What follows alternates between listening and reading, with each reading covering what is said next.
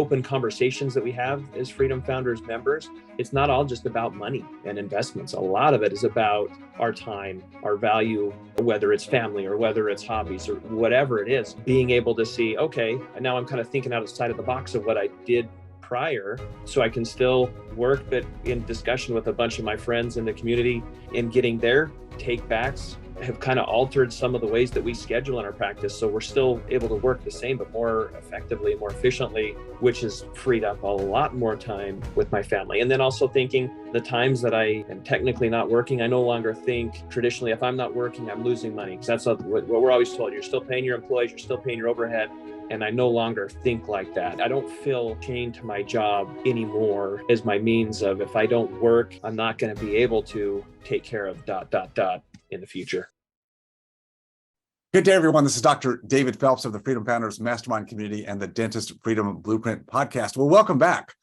Really looking forward to having a discussion with a young man, a gentleman, a dentist, actually oral maxillofacial surgeon, who I've had the pleasure of knowing for the last couple of years, became a Freedom Founders member in our community over that period of time. And not surprisingly, we have a number of younger doctors who are part of our group. And we'll talk a little bit to this gentleman about how that is and why and how it was relevant. But let me just jump right in and introduce to you Dr. Ryan Toponce. Ryan, how are you doing, sir? Doing great. Thank you so much, David. Appreciate it. Well, I've been looking forward to having this discussion with you because when you first joined Freedom Founders, you were not sitting on like a lot of extra capital to invest. You have been over the last 9-10 years, along with your partners, with your partnership in oral maxillofacial surgery, building your business, and it's, I know the business is doing very, very well. We'll get into some of that and what's worked well for you there. But you didn't come to Freedom Founders with the idea in mind of, hey, I'm selling my business, or I have all this extra capital over here I want to invest.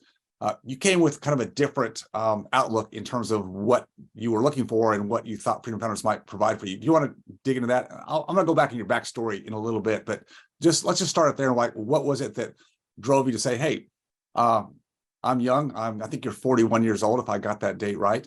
Nailed it. 41. So 41 years old, that's still very much, in a youthful part of your career, particularly with all the education residency you had to do. You've been at it, 9 or 10 years now. And yeah, let me go try this Freedom Founders thing out. What was that? What was that thinking? Yeah, just great questions. I found myself, in a great practice with wonderful partners, and things were, going very, very well, but seeing on the horizon, amidst the different, student debts and things like that, at some point I've got to be preparing and thinking about the future. And that's when I'd heard about Freedom Founders and started doing some, investigation into it and talking to people and kind of trying to do my due diligence, knowing I didn't want to find myself in a position down the road where I was ready to invest, but not ready because I had no idea where to put it and wasn't particularly enthused about the stock market, but my experience and knowledge was about as minimal as it gets, if that makes sense. Well, let's be fair. Anybody who has gone down, or I say up, up the ladder to a lot of education, which anybody who's gone to college, university, and then on to some graduate school, and then in your case, extra years of residency, there's a focus on that training, that specialization, that doesn't allow for a lot of extraneous exploration, as much as we'd like to, as much as we are, I think we're typically very curious about a lot of things in life, but by the time you focus on all the work that you had to do, or we have to do to get to, a certain goal in that climb to be licensed and ready to go out into the world and provide the services we've learned to do. And oftentimes alongside, there's a family that's also blooming right along with us. And how do you really have time to go down a road of figuring out financially how can I be more astute, right? I mean, isn't that kind of the dilemma that we many times find ourselves in? Absolutely. I thought everyone was in that same boat, and every now and then you meet someone who's figured out the answer to get that knowledge in the meantime, but that I was not one of them. So that was definitely the dilemma that I found myself in, that I think is all too common for us as young practitioners. So you've been with our community at Freedom Founders for for what, a little over 18 months. What's the period of time? Yeah, we'll just about 2 years actually. Next month will be the 2-year mark. Yeah. So I'm just curious, what have been some of the key takeaways that you have kind of taken in and affirmed what you came for, and that is to gain more knowledge, a more secure pathway. What's that look like for you? Yeah, we've come, and say we, my wife and I, a considerable distance. We were with a great firm person, planning, financial planning, investment help, and taxes, and consulting services, all that. And they were wonderful. Nothing bad to say about them. But I found myself a few years in to practice realizing that I was telling myself, like, no matter what the cost, I got to keep these guys because I don't know anything about this, and I need somebody to tell me what to do. Otherwise, I'll make the wrong decision inevitably, or that was my concern. And not to say no self-confidence, but just trying to let them do their area of expertise and help me while I do my area of expertise. And that is a stark contrast to the Freedom Founders mentality of we can and should be and are more than qualified to be our own, quote, financial planners, our own financial advocates. So that's been the biggest takeaway for me. And so along with the education that you provide to our community and the experience with other members and the trusted advisors and the community at large, here I am 2 years in and feel zero concern about needing to hold on to some outside, quote, specialist. I've still got a lot to learn, but within the community, my education, I have that confidence, and I've seen it in the results of the past 2 years, and investments and opportunities that I've taken advantage of. Not to get too long-winded, but that's been my biggest takeaway, is I now am confident to really advocate for myself in an educated manner. It's not careless or ignorant, in a very concise and trusted, I guess would be the best word, pathway forward.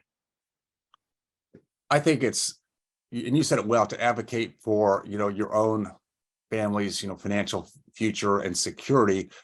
In doing so, I want to make it clear to people, and this, but I'm not saying that any one of us should try to do things all ourselves. I mean, we're students. We're always learning. We'll read books. We'll listen to podcasts and videos and whatever it takes if we're interested in something. And you can learn a lot that way, no question about it. But I think surrounding ourselves with key team players, and that can be somebody who is in the financial realm, because I'm not saying that the financial world or stocks, bonds, or some area of that may or may not apply to any one person. I'm not against it, and that. What I'm for, and you said it well, I just want to be clear, is that we still want to surround ourselves with smart people. But it's almost like, we'll just take the president of the United States. He or she, has proven themselves or been elected to a position of authority to make decisions, but not to know everything, right? So what do they surround themselves with? Well, they try to surround themselves with the most competent people possible, a cabinet, right? So when there's issues at hand, whether they're domestic, economic, or foreign affairs, they've got people that are experts in those areas, and they can bring them together and get the synopsis or get the key frameworks they need to make decisions. And I think that's really, in a nutshell, what I want people in our group to be able to do, is to get educated, but also be able to surround themselves with people that they can, take that select amount of information and then start to put together. Like, you're the quarterback. You get to be the quarterback, and instead of just letting someone else take that whole responsibility, which is a lot of responsibility for someone else to take on behalf of a person or a family. Yeah, absolutely. And yeah, to clarify, definitely, I would say not to do it your own, do it yourself mentality, but I don't feel that I have to just, quote, trust someone to act in my best interest and to put all of the responsibility on someone else. But exactly that philosophy of trying to surround myself with people that are smarter than I am. And yeah, definitely, I still read, a number of different books and listen to podcasts. I don't think we ever stop learning or should stop learning, because there's always great nuggets everywhere, even outside our community. but the philosophy of not just relegating my own personal abilities to someone else and just saying, yeah, I trust you, just do me right in the end. Kind of shudder at the thought now. That's how I used to think. Sure. Well, that's very typical. What I found, and I think what you find and other people in our community find is that in learning how to invest outside of the traditional stock bond portfolio through whatever fiduciary you might have, when you are looking at, well, there's alternative pathways, and alternative, certainly one area, large area, is real estate, but that can be in precious metals or collectibles or a myriad of other things outside the financial market. When you have a chance to look at those and then start to say, well, how do these potentially fit, in my allocations?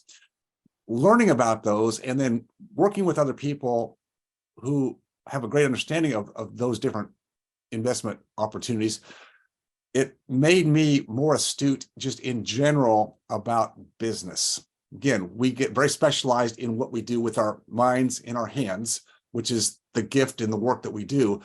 But the other side is we can also learn enough frameworks so that we can learn to ask better questions. Again, we don't have to know it all, right? We don't have to know everything, but if we learn through a process, or in our group, I call it folding time and speed to goal. You don't have to go out and get an extra degree in finance or an MBA in real estate. You could, you could do that, but I just find that the practicality of just being kind of on the ground with other people and kind of running with them, so to speak, figuratively running with them in the different things they do and learning, real time, speeds that process up. And then I can learn to converse in kind of that language, right? That vernacular, which is foreign to most people at first, just cap rates and, how do things change when the dynamics of the markets turn over and we have inflation and higher interest rates. And well, how do you shift your thinking about where you allocate your money? Well, typically we just have our financial advisor do that, right? And, hopefully they've been through some market cycles, they know how to do that. Yes or no. But in our world, we can look at, say, well, how do we reallocate? Because there's different places to put our money, right? We don't have to leave it like in one place and just hope, for the best, that kind of hold on forever, which I don't think really is a game plan. I'm not a trader, but I'm also like, I don't just hold something forever and just say it's going to go ride through. I think there's opportunities to kind of ride those waves of the economy, not the timing of the market, but the waves. And you can look at those bigger trends. And to me, it's kind of fascinating. I don't know how you felt about I just, in my life, with the dichotomy between, what I was trained to do, dentistry and loving that career, but this other side was kind of like my alter ego. It was like, God, this is fun too, right? And so kind of having both together, I don't know, it just always gave me more aspirations, more hope that, I don't know, it just gave me more fun. Any of that relate for you at all? 100%. Fun is the word I would use for it, that I've enjoyed it, not from the aspect of planning and financial preparation, but exactly that knowledge, that the ability to understand that and kind of the inner workings and participate. That is it. It is fun to me, and I find a lot of enjoyment in that. So that's another reason that this kind of calls to me as a way of kind of marking my path forward. So you nailed it. In my opinion, fun. I really do enjoy it too. What would you say would be like some commonalities of the people that you've met in Freedom Founders? I can just say, that we're probably 98%, dentists or dental specialists, just because that's where I came from. So I relate well to our colleagues in the industry. I speak the language, I guess. It's not required, we do have some outside people, which is kind of fun to have different businesses. Because business is business, and small business owners all have the same issues. We focus on the business and we learn to do that well, but then how do we get off the treadmill? How do we learn to take the discretionary capital money, the profits, if you will, and where do we put those so that we're building something that actually has some level of sustainability to it? So we have some concrete company owners, and we've had a financial planner with us, and trying to think who else. But my point is to ask you, what do you think is the commonality of people that come to Freedom Founders? Are they looking for similar things as you, or what would you peg? Is there one or two things that you think are characteristics? Yeah, I think a couple things just off the top of my head. The first things that come to mind is that it seems as a whole in the group, we're looking to provide security for ourselves and our families, but in the right way, if that makes sense. We're not looking to be, careless or negligent. And at the same time, how it's worked at our community, everybody kind of has mutual respect for each other, and kind of trust in each other. So people are genuine and open, and we can just talk about our individual situation, whether it's family, whether it's work, whether it's finance, investments, whatever. And that's and we respect each other on that. And so no one's holding back. And because of those genuine, open discussions that we have, there's a lot more growth and opportunity that is then allowed, as opposed to holding things back or cards close to your chest. It's kind of like we're all a bunch of open books, and it's really, really nice. So I think we all kind of have the same vision, that in particular interest in our investment type strategies, I guess you'd say, but really the mutual respect and kind of just genuine nature of the people has been amazing. Ryan, you have, I believe, 9 and 15-year-old. Is that 9, 12, and 9, 12, and 15. 9, 12, and 15. Okay, yeah. So nicely spread out. Those ages are, well, every age of our children's lives are fun. They're all different, right? As they go through the rites of passage into their, but 9 to 15, you're like, you and your wife are right in the middle as they're moving through to that 18th year, when traditionally they're moving on to do their thing or more education or wherever they're going to go. How has Freedom Founders given you permission or given you the wherewithal, you and your wife both, to feel like you can take more time now versus that, I call it kind of a traditional thought about in life about, well, we're all drivers, we're willing to work hard and we're working hard for something. And most of the time that's like, well, I got to build a business, this big, or the field goal posts seem to always move, or I need to make sure I have this much money, and times are uncertain today, and inflation's just ravaging through, and I got to have more than I thought. And typically the hard worker, responsible people that we all are, says, well, I'll just put off doing those things with the kids because I just need to work a little bit harder, a little bit longer this week. Today it's okay because before long I'll have the time. How has it changed your perception on time, and given maybe you just more peace of mind about taking the time and putting it where you want it?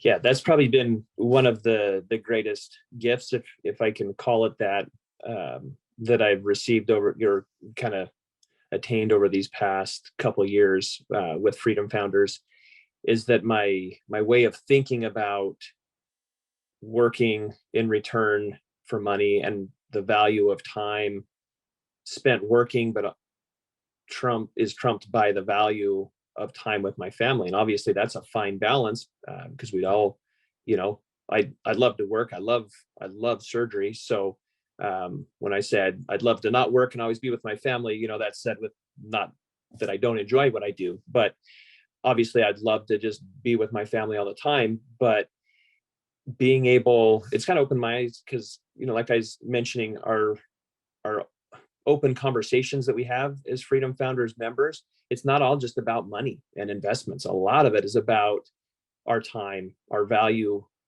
and whether it's family or whether it's hobbies or whatever it is.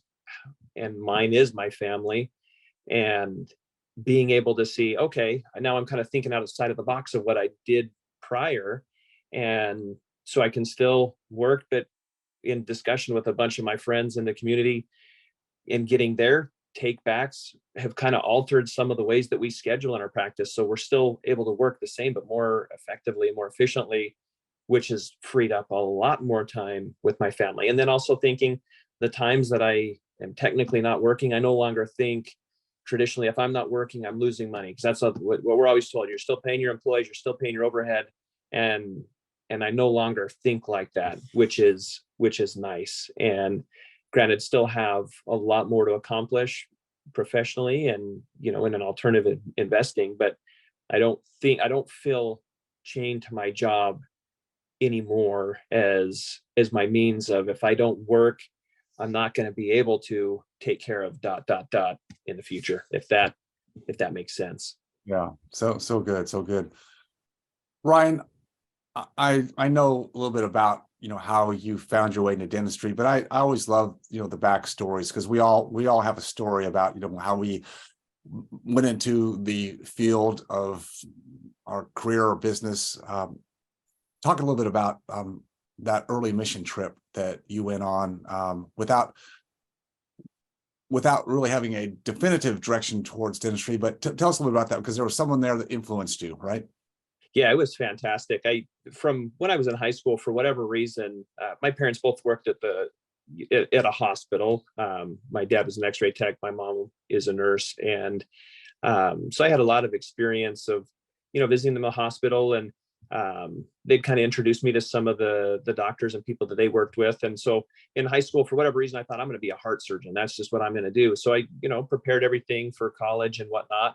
Halfway through college, undergrad, who was to be my future brother-in-law, he told me he was doing dental with the goal of being an oral surgeon in the future. And, just razzed me all the time, like, hey, you got to check it out. And I just thought I even told my dad at one point, I said, the last thing I would ever do, I would never, ever be a dentist ever. It just didn't seem like anything I'd be interested in. And there was a kind of a medical dental combined humanitarian trip with one of the volunteer organizations I was working with. And they invited me to go on a 2-week trip down to Peru, and got down to Peru, and there was a Canadian dentist down there, Mani Adnart, who was phenomenal. And one of the little rotations I was on was just helping him out. And he took the time to explain. A lot of it was extracting teeth, but he was doing fillings and things like that. And just kind of showed me through his love for what he did. It just was contagious. And I fell in love with it. And I left Peru, came home, said, yep, dentistry is the only thing I would ever do. So it was awesome, just being able to interact with those people who literally had nothing. And we were in some remote villages where there was no healthcare whatsoever. They relied solely upon these volunteer groups coming down and helping them. And now obviously there's local help and things like that can be done, but just the experience that I was given, I couldn't have had that in the United States. Just the being able to work alongside this dentist was unique for me and life-changing for sure. And you've been able to continue on some basis to still be involved on those mission trips now as a surgeon, correct? Yeah. And his wife and my brother-in-law does a lot with a group that goes to Ghana and provides help. So I mean, it's just the opportunities are endless, and I love it. It's great. Yeah, that's fantastic. So your kids, have they been able to go on a mission trip with you yet? We haven't taken them yet. Well, they're in the works. Good. Yeah. I know you want them to have the same exposure. Let's just put it that way, exposure as you had, because you never know where that's going to lead. A calling of the heart when you get to just see how you can be of help, assistance to somebody else that doesn't have the benefits and privileges we do. That's great. Absolutely, definitely. I want to touch on one more subject that I think is always interesting for us to, as typically I call us as solopreneurs. So we had to do all the work to get through school and all the training, and there was no collaboration. You just had to do it yourself. Make the grades yourself all the way through school. And on the backside, oftentimes I find it, and I'm very much the same. Not easy for me to collaborate with another colleague, if you will, another doctor. I had associates during my career, and those worked well, but I never established myself with like an equity partner. And you're one of 5 partners in your group. Totally makes sense from the standpoint of what you do and call, and there's camaraderie there that I think check that box. I love those. But the negative side that I hear so often, you probably do too, is that gosh darn it, partnerships, they just rarely work out well. There's just, the downside is big enough that, people don't want to do them, or if they had done them before, it just didn't work out. And yet the five of you have put them together really, really well. Do you want to just give our listeners a little bit of what you think have been some of the keys that's allowed your partnership to work well? And are there any, I know nothing's perfect in life, so are there any areas where you have to, I don't like to use the word compromise, but where you have to give a little bit to make all this work? What are your thoughts there? Yeah, absolutely. Similar to a marriage, really. We've got to go in, speaking for myself. I am far from perfect or the ideal partner, I'm sure, but I'm honest, I'm hardworking, and I give everything that I can to the group and to our practice. And I'm blessed to be in a situation where the other four feel the same. And there are times that we have to compromise or discuss, maybe everything that I want isn't what partner A or B or C or D want. And so we all have to give a little bit, because the main vision, the main, I guess, focus is, at the end of the day, it's the group, it's not the individual. And so I'm very blessed to be with four partners who are honest, hardworking, and they have families. They love their families. They love God. And we're able to, we share those core values amongst all of us. And so we can kind of work through anything that comes up, because we have stresses and difficulties, as everybody does. But having the greater goal, the greater vision in the end has been, I think, you just got to look past yourself, I guess. It's easy to have hurt feelings at times, but that's not going to get you anywhere in life or practice. So we try to see the bigger picture, that was 100% genuine and authentic. That it's funny. I joined the group of like, okay, what am I going to do when I start investing? It was all about the money. How am I going to be a steward over this? And here I am 2 years later. And that's still important, but those things take care of themselves. And all the other value and that I find in the group and with these that are my friends now, I don't even like to call them colleagues. I mean, when going to a fit meeting or to regular meetings, I mean, these guys are my friends, or guys and gals will say, and we'll talk here and there. Oh, hey, what do you think about this opportunity? This, how's that been for you? But that's like a minority of what we're talking about. And that to me is like the cherry on top. That's the true value I had no idea even existed, if that makes sense. You've probably heard that a million times, but it's so true. It's awesome. It's a little bit like how you described your partnership. 5 men who all have similar core values and faith, and are not selfish, but thinking about how we do things for the group. And that, with that kind of relationship, with trust above all, then you can have those conversations. You can go deeper than all about the business, which after a period of time, that gets a little bit stale, right? I mean, if you're going to spend a lot of time with people, you'd like to go a little bit deeper, where appropriate. And I think in business relationships, when that can be the case, it certainly makes for a much more enjoyable journey. Yeah, I agree wholeheartedly. Yeah, well said, Ryan.